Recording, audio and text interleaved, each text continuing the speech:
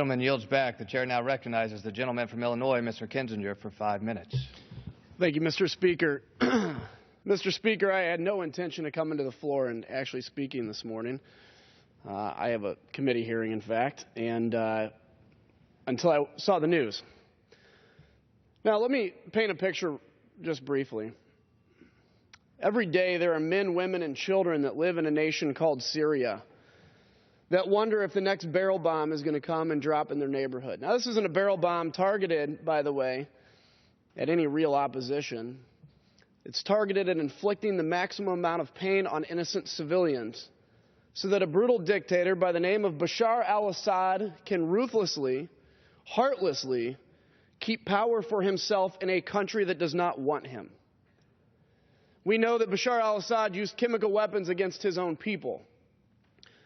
Young kids choking and gasping for air, knowing that this was their last breath, and knowing that their dreams of becoming a doctor, a police officer, maybe a teacher, was cut short by this ruthless, heartless man, Bashar al-Assad. You know, Mr. Speaker, the President said a few years ago, almost divisively, that the opposition to Bashar al-Assad is just a bunch of doctors, lawyers, and pharmacists, as if that was a bad thing. I believe that a bunch of doctors, lawyers, and pharmacists in charge of Syria today would be a very good thing. But, Mr. Speaker, about 2 weeks ago, I stood in this chamber and gave just a 1-minute address and said, let me be clear, there is one reason and one reason only that Russia finds itself in the Middle East, and one reason only that Russia finds itself in Syria. And that one reason is to prop up this brutal dictator, Bashar al-Assad. Now, let me remind people that ISIS would not exist in Syria had it not been for Bashar al-Assad brutally cracking down on the opposition, the peaceful opposition of his own people.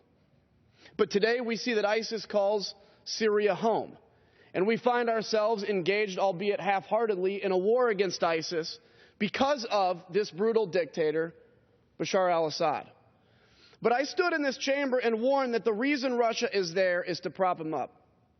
Now, I told you that this morning I had no intention of coming onto the floor, Mr. Speaker, except this morning I saw the news that Russia has begun airstrikes in the Middle East. Now, if they were striking against ISIS, some could maybe argue that, hey, this is an opportunity to unite a world coalition. But it appears that actually the Russians have struck the doctors, lawyers, and pharmacists that are the loyal opposition for a free Syria against Bashar al-Assad. This is not a Russia interested in defeating ISIS for the sake of the world. This is a Russia interested in rebuilding the Soviet Empire and propping up their dictators in the Middle East, regardless of that dictator having killed 250,000 of his own people. This is not a choice between Bashar al-Assad or ISIS. Mr. Speaker, to defeat ISIS, you must defeat Bashar al-Assad. The two choices are not separate. They're one and the same. You know, sometimes in my party's presidential debate, I hear candidates, one or two in particular, that say Assad is our best choice in the Middle East. Mr. Speaker, if you'd allow me as a Christian to say, as a follower of Jesus myself, no Jesus Christ I follow would call a man that brutally murders 250,000 at least of his own people, especially women and children. No Christ I follow would call that man an ally or a friend in any way. This is not a choice that's just one layer deep.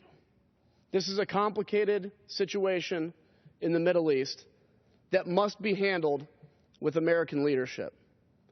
Mr. Speaker, I hope that the President sees this as an opportunity to reassert America's role in the Middle East. It doesn't mean he has to send 300,000 troops back into the Middle East. Not a single person I have heard on either side of the aisle has suggested even once another 300,000 troops in the Middle East.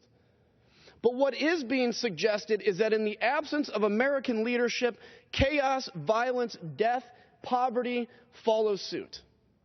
And what we're seeing in the Middle East is a lack of American leadership and a situation spun out of control.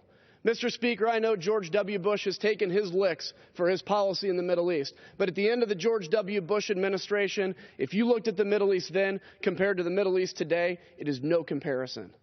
Mr. Speaker, I hope I wake up tomorrow and hear on the news that President Obama has said that America will support its leadership in the Middle East, but I won't hold my breath.